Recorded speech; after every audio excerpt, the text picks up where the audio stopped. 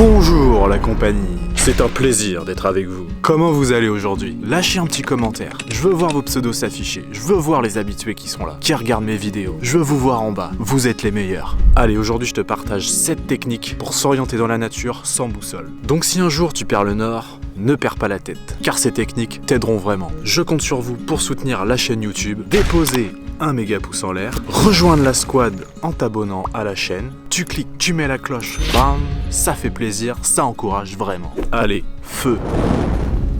Pour la première technique, on va avoir besoin d'un récipient et d'une aiguille. Donc on va remplir d'eau, j'ai ramené ma petite gourde.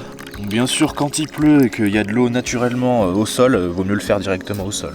Gaspillez pas votre eau juste pour vous repérer, sauf si vous en avez vraiment besoin. Ensuite on prend l'aiguille, on va la magnétiser avec notre tissu un petit peu.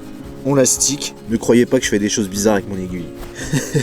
Ensuite on place notre aiguille sur une feuille, on la dépose sur l'eau. Voilà. Et voilà. L'aiguille bouge encore mais elle reste vers le nord, comme on peut le voir sur la boussole. Ensuite, la deuxième technique, on va s'aider de notre montre. Et là, ce qu'on va devoir faire, c'est pointer la petite aiguille des heures vers le soleil. Je vais enlever ma montre, ce sera plus simple. Donc la petite aiguille vers le soleil. Quand on a aligné la petite aiguille des heures face au soleil, on va tirer une ligne bissectrice entre la petite aiguille et midi. La marge n'est pas très grande. Ça veut dire qu'on va tirer une ligne à peu près ici, entre midi et 13h. La ligne que l'on va tirer nous indique le sud en face et le nord derrière. Et on va voir que la boussole va nous indiquer la même chose. Et voilà, on voit bien que le sud est pile en face. Pour la troisième technique, il s'agit des fourmilières, plus précisément les fourmilières à dôme, donc celles qui ne sont pas sous terre mais à la surface, souvent au pied des arbres. Et donc en quoi ça va nous aider pour trouver le nord? Eh bien sachez que la plupart des fourmilières à dôme sont construites vers le soleil pour favoriser le développement des larves. Donc généralement, ces fourmilières sont orientées vers le sud. Donc comme les fourmilières sont souvent placées au pied des arbres, il suffira juste de se mettre derrière l'arbre pour aller vers le nord, nord-ouest à peu près. Je vous avoue, c'est pas la technique ultime pour aller vers le nord, mais combinée à d'autres techniques, ça peut vraiment vous aider. Pour la quatrième technique, on va parler de la mousse végétale. Elle pousse sur les endroits les plus humides et les plus abrités du soleil. C'est pourquoi en France, on trouve la mousse majoritairement au nord des troncs d'arbres. Mais ça reste variable selon l'aspérité du terrain, l'humidité et l'ensoleillement. Donc il faut savoir vraiment repérer la mousse. Sur le tronc d'arbre derrière moi, c'est un bon exemple. Là on voit bien que l'arbre est exposé vers le soleil, donc la mousse n'est pas beaucoup présente. C'est pour ça que ça reste variable. Tandis que de l'autre côté, eh bien là on a pas mal de mousse. Donc il y a une belle différence. On a aussi un bon exemple avec la mousse sur cet arbre, dont la mousse nous indique bien le nord à peu près, et là où on voit l'écorce, le sud. C'est pas toujours évident de repérer le nord avec ce genre de choses, mais ça peut aider.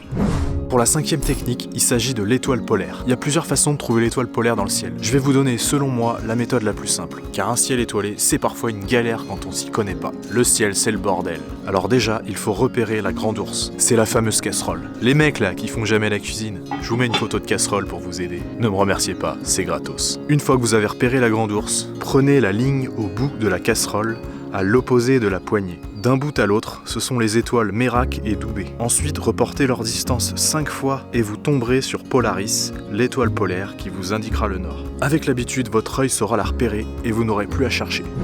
Ensuite, on va voir la sixième technique, il s'agit de l'ombre projetée. On va chercher tout de suite un endroit dégagé face au soleil. Donc ici, c'est parfait. On va prendre un bâton. Voilà, cette longueur, ça suffit. Faut pas le prendre trop grand non plus. Donc l'idée, c'est déjà de planter le bâton face au soleil. Voilà. Ensuite, on va mettre un repère tout de suite à l'extrémité de l'ombre du bâton. Moi, c'est là. Voilà. Maintenant, on va attendre que le soleil tourne un petit peu. Ça va déplacer notre ombre. Tourne, tourne, petit soleil. Tourne, tourne, petit soleil. Tourne, tourne, petit moulin. Frappe, frappe, petite main. 15 minutes later. Voilà, donc j'ai attendu un bon quart d'heure, on voit bien que l'ombre a bien bougé vers la droite. Donc là, on va reprendre un repère et on refait notre trace. Ensuite, on va tracer une ligne entre nos deux bâtons. Donc moi, c'est comme ça. Voilà, je le mets devant, bien droit. Et on va prendre un autre bâton beaucoup plus grand. Voilà, j'en ai trouvé un. Et là, on va le placer perpendiculairement au milieu des deux bâtons. Quand on fait ça, normalement, le soleil, il est toujours vers le sud. Donc on a le nord ici, le sud ici, L'ouest et l'est. On va vérifier tout de suite avec la boussole. Donc j'essaye de bien calibrer ma boussole, mais on voit tout de suite que voilà, le nord est en haut, le sud est en bas. Donc c'est une technique qui marche bien quand elle est bien faite. Le mieux c'est d'attendre minimum un quart d'heure que le soleil bouge, comme ça vous avez un minimum de précision.